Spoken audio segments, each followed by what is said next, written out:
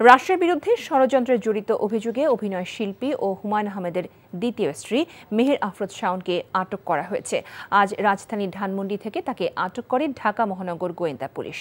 ঢাকা মহানগর গোয়েন্দা পুলিশের অতিরিক্ত কমিশনার রেজাউল করিম মল্লিক এ তথ্য নিশ্চিত করেছেন।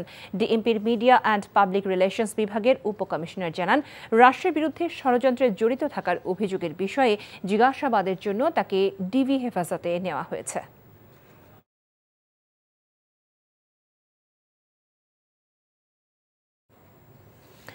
মেহের আফরোজ শাওনের আটক সম্পর্কে আরও জানাতে ডিবি অফিসে আছেন সহকর্মী আরাফাত ইসলাম। তিনি আমাদের সাথে এই মুহূর্তে সরাসরি যুক্ত হচ্ছেন। আরাফাত, শাওনকে আটকের বিষয়ে আর নতুন কি তথ্য আছে আপনার কাছে?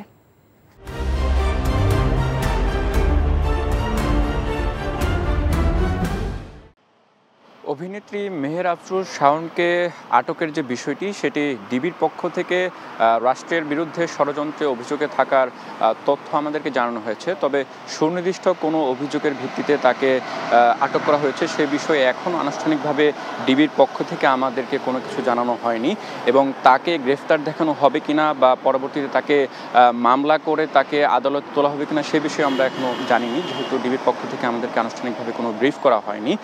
তবে যেটি ডিবির পক্ষ থেকে জানানো হয়েছে, যেহেতু তিনি আওয়ামী লীগ পরিবারের সন্তান এবং তিনি নিজেও তার যে সংরক্ষিত মহিলা আসনের তার মা এমপি ছিলেন, সেই সংরক্ষিত মহিলা আসনের তিনি মনোনয়ন প্রত্যাশী ছিলেন এবং সম্প্রতি সামাজিক যোগাযোগ মাধ্যমে আওয়ামী লীগের পক্ষে তার বেশ কিছু স্ট্যাটাস নিয়ে কিন্তু আলোচনার ঝড় বসছিল।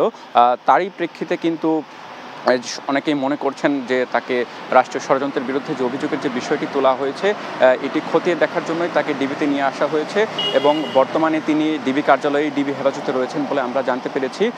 এবং আরেকটি বিষয় জানিয়ে রাখি, আজ সন্ধ্যার পরপর তার গ্রামের বাড়ি যেটি রয়েছে সেটিতেও কিন্তু স্থানীয় যারা ছাত্র জনতা রয়েছে, তার বাবা স্থানীয় আওয়ামী লীগ নেতা এবং সেই আসনটি থেকে মনোনয়ন প্রত্যাশী ছিলেন, যার ফলে সারা দেশের মতন তার গ্রামের বাড়িতেও কিন্তু হামলা ভাঙচুর এবং অগ্নিসংযোগ চালানো হয়েছে।